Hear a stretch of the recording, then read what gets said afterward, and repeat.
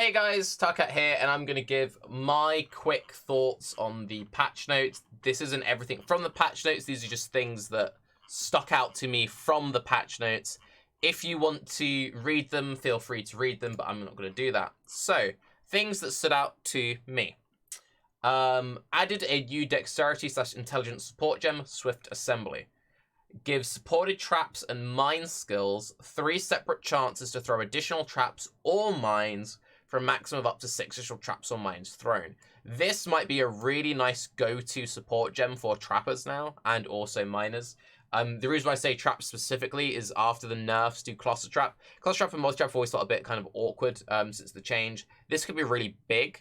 I could also see this being potentially very powerful for mine trap builds. By that, I mean builds which throw mines, which lay traps. Mine trappers were already a build. It was a niche build, but it was a thing. Now that you throw mines, the mine trapper playstyle makes more sense. A lot of the passive skill tree nodes which affect mines and traps. So you kind of double dip on a lot of your scaling. And with this, I'm not sure, but I think this would maybe proc twice. So if you had a mine that laid a trap, you might get multiple mines, which then lays multiple traps, maybe. I don't know, I think this is a cool support gem. We're getting some more lab enchants. Specifically, we're getting some new boot enchants, which are kind of interesting.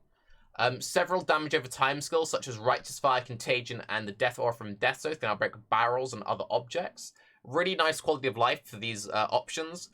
Death Oath, sadly, I think has been nerfed, though, since they've buffed area on auras and then like nerfed the scaling elsewhere because of the whole new mine aura system. But they didn't say anywhere that they've buffed the base aura of Death's Oath. So I think Death's Oath builds have been nerfed, but they've gained some quality of life. They've buffed fire trap damage by a lot for some reason. They've nerfed trap stuff and they've done this to compensate, but this seems like a bit mad. So fire trap I think could be a big thing.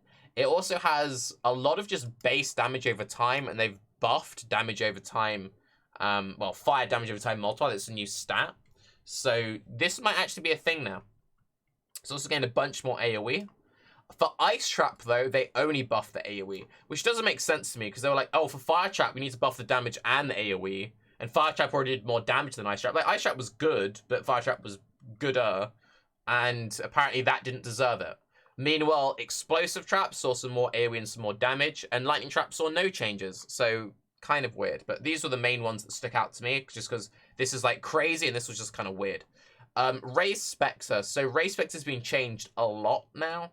So Raise Spectre, the level of your Spectres depends on the gem level. We need to see what like a level 30 Raise Spectre gives to give all the final numbers there. You also gain additional Spectres with levels, but again, we need to see what the thresholds are.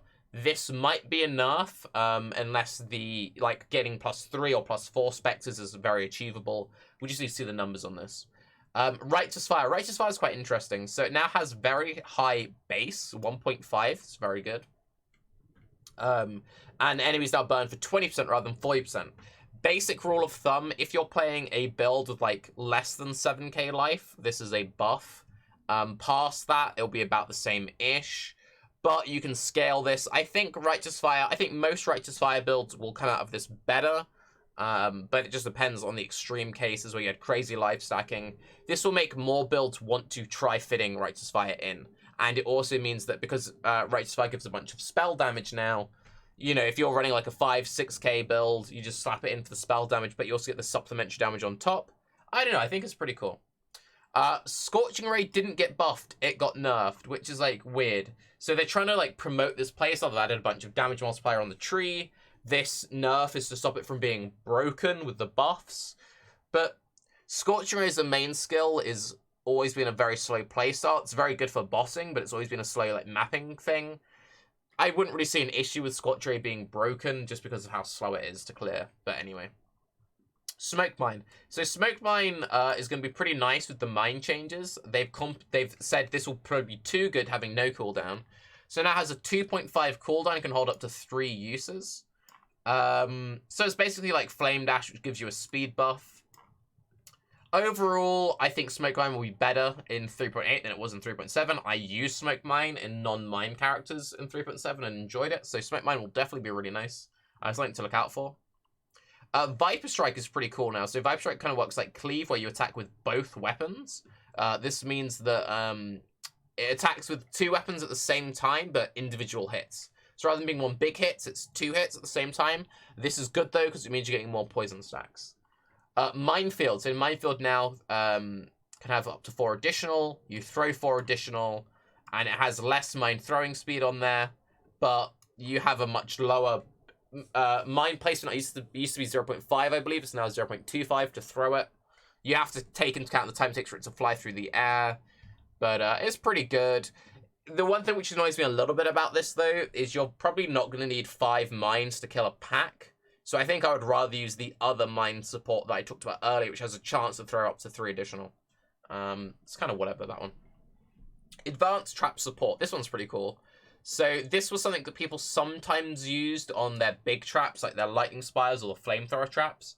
It now gives 107 cooldown reduction from 25, which is mad. It does give other things. It also gives like increased duration of the trap, so like your big cooldown trap lasts for longer.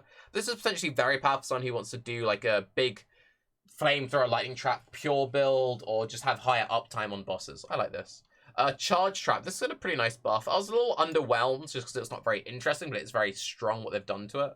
So this gives you a chance to generate power and frenzy charges, and it will give you bonuses based on your charges. So it used to give you 12 crit multi per power, it's now 15. So if you have only 3 power charges by default, 3 times 5, no, sorry, 3 times 3, you've gained 9% crit multi, and you've gained additional 4, so you only have 3. 4 times 3, that's 12%, so that's pretty good. Considering you would take a 4% trap throwing speed node, you've basically gained like 3 nodes. This will probably be enough to make you want to actually stack frenzy charges on a build using the support. I will probably stack some frenzy charges on my trappers now. And the more charges you have, the more powerful this is, obviously. Trap support. So trap support now gains another 9% trap throwing speed. Trap throwing speed is really good. It gains some damage. It previously didn't have any damage. It kind of sucks that it's an increase, just because increased damage feels bad in modern day PoE. But considering how many more multipliers there are, 38% increase is probably the equivalent of like, what, 5-10% more. So it's still good. This is a nice change. We've seen some pretty interesting Ascendancy changes that weren't really advertised. So Guardian has a very interesting node here. Radiant Crusade. It now gives 20 to all res. Very nice. While there are at least 5 nearby allies, you and nearby allies have Onslaught. Very good. While there's at least 1 nearby ally, you and nearby allies deal 10% more damage. Really nice node. This next one is very powerful, but it's less nice. Now grants nearby allies. So this is just for allies, not you.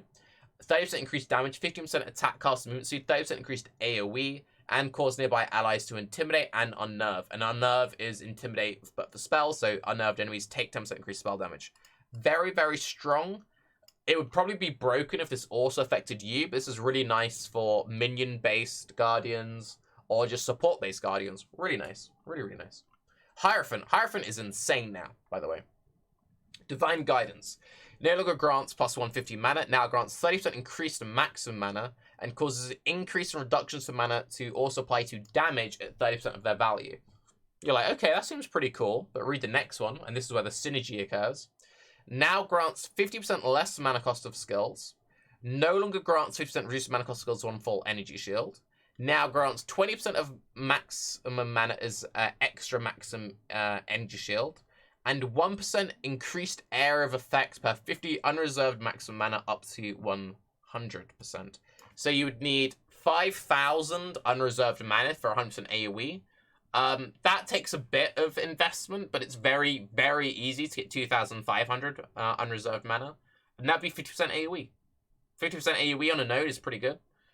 You're scaling mana to get better defense on mind over matter. It's giving you more AoE, and it's also giving you more damage. Really nice. Really, really cool. I like this change a lot. This is very, very nice. Elementalist. This is insane. So Legion of the Primordial now causes your summon golems to be immune to elemental damage, regardless of type. Previously, there was an issue where your elemental golems become immune to elemental damage, but like your stone and your chaos golem wouldn't. This is a really nice change. Elemancer now grants 35% chance to avoid elemental ailments per summoned golem. So if you have 3 golems of any type, you're immune to all elements. Previously, it was like fire would give you immune to ignite, lightning would give you immune to shock, which was annoying because sometimes you want to just go all in on one golem, but you felt like you had to put the other ones in for the immunities. Now you can just use 3 of any or 3 of the same. And also grants 25% increased effective buffs granted by your golems per summoned golem. This stacks with other sources of this. And if I show you a very powerful new cluster on the skill tree, here, that gives 20% increased effect of your buffs granted by your golems, 20% increased effect of buffs granted by your golems, and 30% increased effect of buffs granted by your golems. This is really strong. So you get this, you stack a couple of jewels, you get 25% increased per, and this is 25% increased per. And you can play like an ignite build, or a damage over time build, or like just like Righteous Fire golems used to be a thing. So you don't have to be a pure golem build. You just take these nodes, and go like Spiritual Aid or something. And you just stack a bunch of generic damage and it scales everything. It'll be really tasty. Righteous Fire, Golem Elementalist used to be like a big build. And people used to do that quite a lot with Impulsor and stuff. I could see that being potentially very, very powerful. Beacon of Rude now also grants 30% increased effect of non-damaging ailments. So this is like shock, chill. It's cool. Now there's some changes to lab enchants. So the one which previously gave life and mana regen if you've been hit is now just life regen. There's now a specific boot enchant just for mana regen if you've cast a spell recently. Without knowing the numbers, I don't know how good this is. It kind of annoys me that they've separated it like this, just because some builds would really enjoy having that defensive boost. I don't see why we couldn't have had both, but whatever. Avenger's Flask now grants 5 charges when you take a crit from 3. This is actually really big. There were some builds which are all around stacking getting hit. So this is really, really nice. Doomsower, this is pretty cool. So it used to give socketed red gems gain 10% of fizz as extra fire. So if you had like Infernal Blow with this weapon, you just gain 10% of fizz as extra fire. Now it gives you 5% of fizz damage as extra fire per socketed red gem. So you have had 6 red gems, that'd be 5 times 6. Very, very strong. And if you have all red gems, you also get Volpact, which is pretty cool. One thing to keep in mind is it's a 2-handed sword. So you could have your main skill in your chest and just have a 6 red sword. You don't have to have your main skill in the sword. So you can get the full bonuses. Very nice. Ashcaller. Not an amazing endgame weapon, but a very, very good leveling weapon. It now gives 15 to 25 fire damage over time multiplier and 30% increased burning damage. Really strong for leveling. Ashcaller used to feel really awkward. This will be really good now for leveling your Righteous Fires, your Scorching Rays, just ignite builds in general. Very nice. Blasphemer's Grasp. This was already a very nice pair of gloves for people who are stacking like Elementalist shocks. But now it also gives you increased ailment damage over time per Elder item equipped. I believe it's 4%. Getting 4% more ignite multi per Elder item, very, very strong. Searing Touch has also been buffed. It gives like global plus fire levels across all of your gear, not just in the weapon. And it also has up to 60% fire damage over time multiplier. Very, very strong. Vismortis got dumpstered. It no longer gives +1 and Unholy Might. It now gives your minions 15 20 LE as extra chaos. You'd much rather just go for a defensive chest or a plus levels chest, especially since plus levels seems to be the main way to scale your specters now.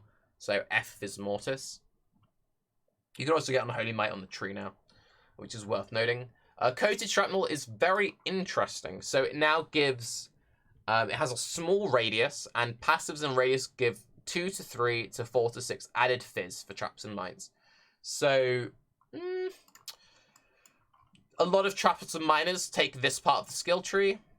This is pretty well traveled. You could put it there quite easily. You could maybe put one in here, some good nodes in here now. But it's interesting. It's interesting. You know, could maybe be a thing. I wouldn't be surprised if you see it every now and again. It's not the most powerful thing in the world, but it's kind of cool. Combat Focus now also applies to Wild Strike. People got very excited about this. You can be, but don't be super excited. So, things worth noting. Wild Strike chains gain additional blah blah blah. People like chain, oh my god, you go pure lightning, you go Deadeye, it's going to be sick. The problem is, the lightning part of Wild Strike isn't a projectile, and this reads projectiles deal 10% more damage for each remaining chain. The cold part of Wild Strike is a projectile, but it always pierces. So you could go a chain stacking cold Wild Strike Deadeye, just for the damage, which would be good, but all your chain stacking wouldn't actually boost your clear, because the cold part doesn't chain. So, yeah. It's nice that people have options on how they build their Wild Strike characters now, but because Ellie Hit has conversion, it's a crazy DPS boost. This doesn't. Another thing you need to keep in mind is you're sacrificing jewels, which could be damage jewels, and Wild Strike really likes flat damage jewels. So, it's cool, but it's not as sick as people think it is. Curtain Call. Now increases mine destination speed rather than mine arming speed. Now reduces mine throwing speed rather than mine laying speed. Now requires that you have at least 800 int or dex. If it was 800 int and dex, that means you could get 400 of each, or any combination of the two. It's the only source of throw one additional mine now, so that makes it kind of unique, but I don't think it's really going to be worth it personally. I might be proven wrong, but that is a lot of requirements you're going to need, and I don't think it's going to be worth it. I don't know. Tremor Rod looks like it might be potentially very powerful, especially if you're doing the mines that throw traps meme I was talking about earlier. So it now has +2 to all socketed spell gems, and Tremor Rod already had the double detonation of mines and stuff, so that's pretty cool. Monster accuracy rating has been reduced game-wide. Players invest in evasion will, as a result, be evading monsters at approximately pre-3.7 rates. They reworked how accuracy worked in the last patch, which meant people got hit more. It was basically a nerf to evasion. Evasion's basically been buffed back up. Very nice. Also, keep in mind, they've buffed the evasion stuff in Raider. Raider is actually a very good defensive ascendancy. There are a lot of people who are using it for delving, like Herald of Agony. Also worth noting, Herald of Agony hasn't seen any nerfs, so Herald of Agony is going to be really nice. One thing also we failed to mention, it seems like zombies have been killed because they've removed the slam jewel, and they haven't given enough cooldown reduction to zombies to make up for losing the jewel. Unless they've reduced the base cooldown but haven't mentioned it anywhere, zombies will most likely be worse in this patch than they were before, which sucks, but maybe they just missed out a line of text somewhere. Normal monsters that spawn as part of a rare monster pack are now classified as minions of that monster and gain one of the rare monster's non-nemesis, non-aura modifiers. They also have a special visual effect to distinguish them, will deal more damage, have more life, and grant more experience when slain. Basically, monsters will be slightly harder if they summon next to a rare. Makes the game a little bit more interesting, gives a little bit more XP, it's pretty nice. A whole bunch of buffs to Mastermind. Mastermind looks very interesting now. So upon completing the Mastermind encounter, you now have access to a reward room for every single Immortal Syndicate member currently with a job on your board, including prisoners. That's essentially up to 14 rooms worth of rewards. Pretty fucking good. We've added a stash because you're going to need it. Mastermind int no longer decays. Upon defeating the Mastermind, the Betrayal board state is reset. However, the Safe House intelligence is no longer reset. So this is actually really nice. So basically, it seems like you're going to be promoted to pushing as many Masterminds as possible. Considering the Mastermind rework, we're going to be seeing more Masters in general. Yeah, we might find it to really spam them Syndicates. Really nice change. Safe Houses also give 100% increased XP from monsters, and the Mastermind 200% increased XP. So very nice. They're really trying to make people do Mastermind. We also always have a option to release Syndicate members. And the nice little change to Delve, Dynamite is now instant. There's been some other changes in there. Other things worth noting. There have been buffs to Ice Shot and Lightning Arrow, and very big nerfs to Tornado Shot. Grimro's done a whole video talking about it, and I'm just going to say if you're curious, watch Grimro's video. The reason why I say that is that's literally the only build that kid has ever played in Path of Exile for what feels like every single league ever. So I would take his words over mine. If you're curious in minion builds, check out Uberly and Gazi. They'll be doing a lot of minion-based stuff. And for people who are very like, oh my god, they killed traps, This is my first draft of what a trapper tree would look like in 3.8, and I think traps might have actually been buffed because of the placement of a few nodes. So, Blast Cascade, which is how you gain power charges, used to be over here. It's now over here, so you can take it along this back routing. We've also seen the node which generates power charges and frenzy charges. The support gem is actually worth running now, so you can take that support gem as an option instead. I think this is a very good just sort of like base tree. Obviously, if you're playing an AoE base trap, you want to take the AoE nodes. If you want to take Pierce, you can take Pierce. If you're wondering why I'm taking Perfect Agony, Timeless Jewels are still a thing in 3.8, and this is very good placement for a Timeless Jewel, because you convert this into a Timeless node, and you hit 1, 2, 3, 4, 5 notables, and then you have access to a very good 2-pointer, and you have access to a good 3-pointer here. So, yeah, it's very strong. Other things worth noting, which is why I think this tree has gotten better now. They've gotten rid of the Flask cluster in Witch that used to be here. It's now got some crazy mana shenanigans. And they've reshuffled Flask effects throughout the tree. So, these nodes here now give Flask effect to the mana minus. That gives 10%, which is pretty big. Profane Chemistry has 8%. And Arcane Chemistry also has 8%. Arcane Chemistry was always very good because it gave you reduced flask charges used. It's now an insane 2-pointer. Reduced flask charges used and 8% flask effect is insane. Take Arcane Chemistry on every single build that routes this way.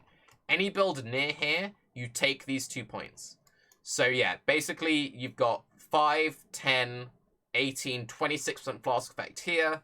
If you got a Maraketh Timeless Jewel, you can get more flask effect. I don't know, this stuff seems pretty cool. As for the mine stuff, the mine nodes are all very good, but they're very spread. So this cluster here is insane. Each mine applies reduced damage dealt to enemies up to 10%. This is really good. This gives up to 100% crit, up to 40% crit multi. These give mine throwing speed and mine detonation speed. These give reduced mana reservation on skills that throw mines. And this gives up to 10% increased damage taken. The thing is, you have got the anointment system now. So this cluster, which is out of the way unless you're going ES or low life base, you could anoint this node. Anointments, that's the amulet enchants and the enchants you can get on the blighted uniques, will make traveling the tree very, very interesting. Because suddenly, if you had to take, for example, Destructive Apparatus, well, you don't need to take that anymore, so you can just skip that entire section. Same with something like Master Sapper, and so on and so forth.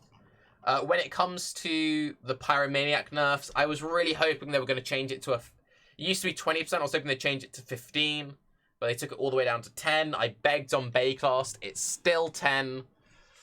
Maybe if we keep begging, they'll bump it up. I think nerfing it to 15 would have been a good change. I think nerfing it to 10 is an over nerf. That being said, it's still an incredibly powerful node. Having immune to ignite and shock, 10% regen, reduced mana cost, and also keep in mind that all trappers will use smoke mine as their main movement skill now. So you'll be regularly throwing a couple of mines every now and again. This is more like 12, maybe 13% regen. Because you'll be getting some regen from laying your smoke mines. So, could be decent. Another thing to consider, you could potentially throw, like, minefield on your smoke mine. So you throw, like, 5 of them at once for more regen. Might be a bit clunky, but it's an option. It's an option. So anyway, I'm Tarke. I'll be working on some trapper trees and some miner trees and probably some ignite trees, because the ignite trees are pretty interesting. There's a lot of very powerful new nodes on the skill tree. I just need to get used to seeing them all. Ones which really stand out. Minions have a chance to gain Onslaught. Very strong. All of the flask effect stuff that we mentioned previously. And this node is very good for Eldritch Battery builds. Using unique weapons. Chance to gain Arcane Surge when you kill an enemy. Very, very interesting. There's a lot of new nodes. You can download Path of Building, check it out yourself. But anyway, I'm Tarke. Hope you have a great day. Bye-bye.